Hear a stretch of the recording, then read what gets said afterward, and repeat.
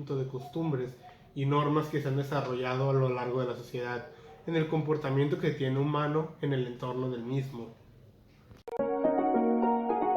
Cuenta que Confucio fue un personaje icónico, ya que fue la base del origen a la ética en China.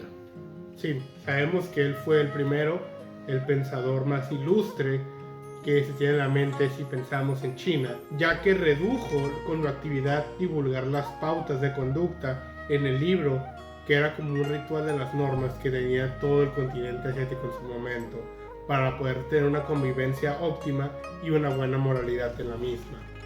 Fue el primero que estuvo en China que redactó un manual de urbanidad.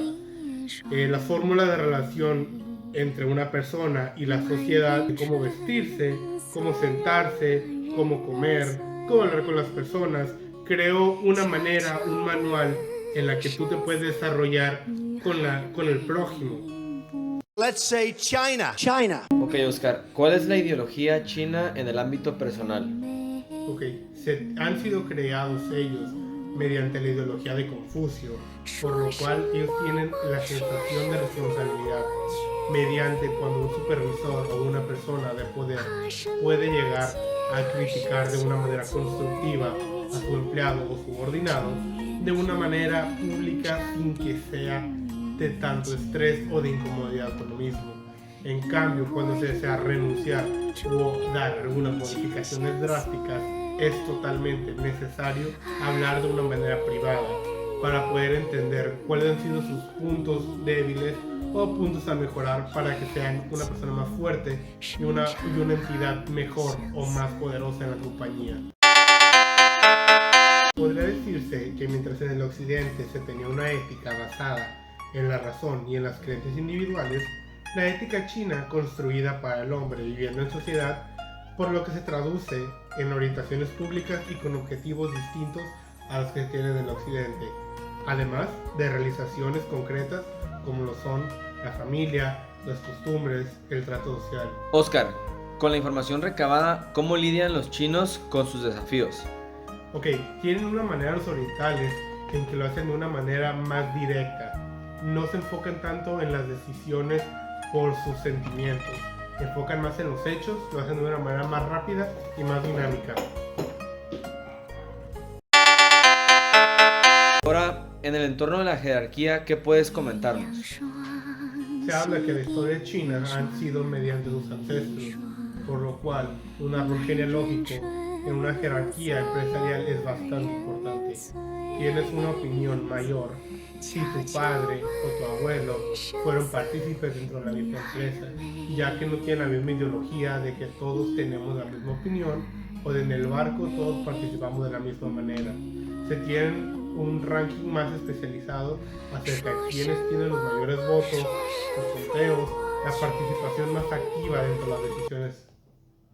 Y ahora, un amigo nuestro, desde las grabaciones de Máquina 501, ubicada en el Estado de México, Chumel Torres, el cual nos hablará un poco de los aspectos más relevantes de China. La República Popular China, o simplemente China, es el país actualmente el más poblado del mundo, con cerca de 1.300 millones de habitantes. Es la primera potencia económica del mundo por su Producto Interno Bruto en términos de la paridad del poder adquisitivo. La República Popular China, o simplemente China, es el país actualmente el más poblado del mundo, con cerca de 1.300 millones de habitantes. Conforme a la entidad mexicana, ¿cómo actúa la sociedad actualmente? Ok, tenemos muy en claro que la sociedad mexicana actualmente carece de los valores, porque no es lo mismo que hace 50 años cuando en los hogares los padres exigían a sus hijos: tienes que ser responsable, tienes que ser puntual, tienes que ser honesto. Ahorita los roles cambian, la gente cambia y los tiempos cambian totalmente. Entonces, básicamente va trascendiendo conforme al tiempo toda su ética. Debemos de crear una conciencia en el ámbito global. Debemos de identificar que hay dos maneras de realizar operaciones comerciales. Nosotros los mexicanos siempre optamos por elegir el camino hacia realizar todo lo que sea correcto y seguir los pasos para realizar una operación de compraventa internacionalmente, porque si tú te vas de la manera sencilla como lo hacen los chinos en muchas de sus importaciones o exportaciones, eso los lleva a retrasarse en embarques, a retrasarse en entregas, en meterse en problemas, en meternos en problemas, y eso es lo que a la población mexicana no nos gusta. Se están perdiendo los valores y aceptando las malas tendencias en los contenidos que se ilustran en las redes sociales, en la televisión, en la radio, y estos llegan de manera directamente a una aprobación que es totalmente manipulable. En tu experiencia profesional, ¿cómo evaluarías el desempeño de un comerciante chino? Y cuéntanos tu análisis. Ok, mira, yo me encargo de todas las importaciones y exportaciones del lado americano en la compañía Global Trade Force. Hemos tenido un sinfín de operaciones con el lado asiático, y te puedo comentar lo siguiente. Haciendo una operación, por ejemplo, digamos de un cliente Samsung, Samsung que es literal de Corea, no, pues, tomando en cuenta un ejemplo, digamos, de una operación que es de la compañía de Trimec, que son en Yantian, China, que hacen de Yantian, China, que tienen una relación directamente con DLR, que es un servicio de transportes que llevan la mercancía de Yantian aquí en México, que son los productos de la mueblería Bonanza. Hay momentos en cuando tú generas una importación aquí a México mediante un inbound, que es necesario tener un booking, un query del sistema, un bill of lading, una factura comercial. Hay veces que te mandan toda la información en chino, lo cual es muy difícil para nosotros hacer la traducción, conseguir a alguien que nos haga, que conseguir la traducción, o conseguir que alguien nos haga una evaluación de la información para poderla registrar en nuestro sistema. Es por lo cual que nosotros desde un principio nos contactamos con el intermediario que efectúa siendo DLR, con el manager.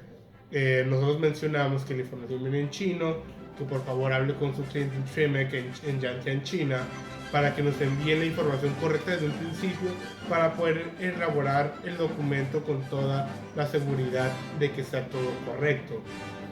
Ya teniendo en cuenta que nos mandan toda la información desde un principio, los documentos necesarios para realizar la operación, es más sencillo tenerlo de un momento. Pero ese tipo de situaciones no las tenemos que tener pidiendo nosotros en ningún momento, ya que tenemos contacto con Francia, con España, con Australia, con un sinfín de personas, Corea, del lado asiático, y no tenemos ningún inconveniente con los chinos. Incluso hemos tenido momentos de subvaluación, problemas en la clasificación arancelaria, diferentes, cuando te mandan la factura con cierta descripción, no coincide con lo que llega la mercancía literalmente al almacén. Ese tipo de detalles los tenemos con la gente de China, por la manera en que ellos desenvuelven la manera ética. Si nos tomamos incluso si retomamos la información que brinda el consulado de UK, ¿cómo se llama? Si retomamos la información que nos brinda el consulado de la Gran Bretaña, ellos indican a la ciudadanía inglesa que tengan un abogado en toda actividad relacionada con la gente de China, con la gente asiática. ¿Por qué? Por su gran trayecto, por su historial en no realizar las acciones políticamente debidas. En mi experiencia profesional, lo que pudiera comentar a los comerciantes que quieren realizar una actividad con China por primera vez, tener un intermediario. Un intermediario es completamente seguro, más sencillo de tratar con esas personas, porque con ellos expresas todas sus inquietudes, todos los documentos que no veas correctamente, se los haces llegar a ellos, y ellos hablan con la gente en China, los cuales te mandan la documentación correcta desde un principio, para tú asegurarte de que toda tu operación estás dentro del marco de la ley.